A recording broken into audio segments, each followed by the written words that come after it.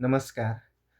समानुपातिक र थ्रेसहोल्ड भनेको के हो र राष्ट्रिय दल बन्नको लागि चाहिने आधारहरू र राष्ट्रिय दल बनिसके पछाडि त्यो दलले प्राप्त गर्ने सुविधा अथवा फाइदाहरू के हुन्?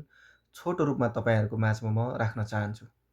समानुपातिक भन्नाले आदिवासी जनजाति, महिला, मुस्लिम, अपाङ्ग, खस आर्य, दलित र मधेसीहरूको हक र अधिकारलाई सुनिश्चित गर्नको निमित्त र उनीहरूको आवाजलाई सदनसम्म पुर्याउनको निमित्त समावेशिताको आधारमा तयार पारिएको एउटा कोटा हो। नेपालमा 275 जना सङ्घीय सांसदहरू छन्। 275 मा 165 चाहिँ प्रत्यक्ष निर्वाचित सांसदहरू रहन्छन् भने 110 चाहिँ समावेशिताको आधारमा समानुपातिक सांसदको कोटा छुटाइएको हुन्छ।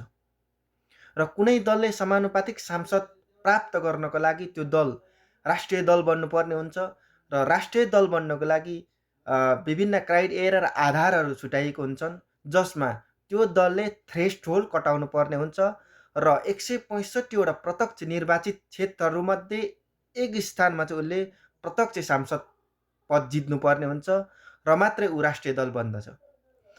र थ्रेसहोल्ड भन्नाले चाहिँ के हो भने समानुपातिक मतहरूमा दलले प्राप्त गर्ने मत चाहिँ टोटल समानुपातिक मत मध्येमा 3% चाहिँ मत कटाउनु पर्ने हुन्छ र त्यो मत कटायो भने त्यसलाई थ्रेसहोल्ड कटाएको मानिन्छ।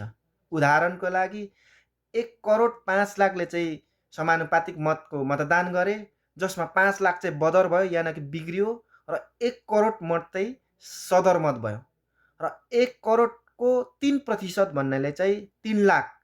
कुनै दलले 3 लाख मत चाहिँ समानुपातिकमा कटायो भने चाहिँ त्यो दलले थ्रेसहोल्ड कटाएको मानिन्छ। र प्रत्यक्षमा 1 सिट जितेको छ र यता थ्रेसहोल्ड पनि कटाएको छ भने त्यो दल चाहिँ राष्ट्रिय दल बन्छ र राष्ट्रिय दल भइसके पछाडि त्यो दललाई धेरै फाइदा हुन्छ, जसमा चाहिँ समानुपातिक सांसद आफ्नो समानुपातिक मत अनुसार प्राप्त गर्छन्। त्यसपछि संसदीय दल गठन गर्न पाउँछ र संसदीय दलको कार्यालय पनि राज्यबाट पाउने गर्दछ र संसदको सङ्ख्या अनुसार कर्मचारी र खर्च पनि पाउने गर्दछ।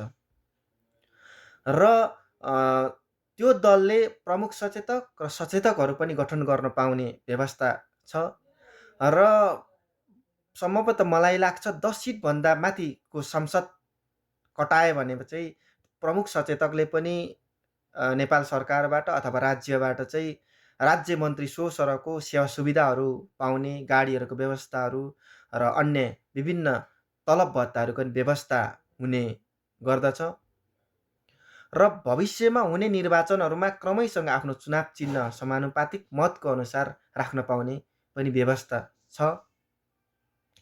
र राष्ट्रिय पार्टी भइसके पछाडि सदनमा संसदीय दलको नेता, उपनेताहरू र प्रमुख सचेतक, सचेतकको पद दिन्छ, त्यो पनि राख्न पाइन्छ। यो व्यवस्था र यी फाइदाहरू छन् राष्ट्रिय दल भइसके पछाडि। साथै खोटाङ र सुनसरीमा चाहिँ अस्ति अलिकति प्राविधिक कारण या नबुझेको कारण उमा चामलिङ राई र समला राईलाई चाहिँ सामाजिक सञ्जालभरि समानुपातिक सांसद बन्नुभएकोमा बधाई छ भनेर चाहिँ आएको थियो। तर त्यो चाहिँ होइन। समानुपातिक सांसद चाहिँ दलले चुन्ने हो अथवा पार्टीले चुन्ने हो।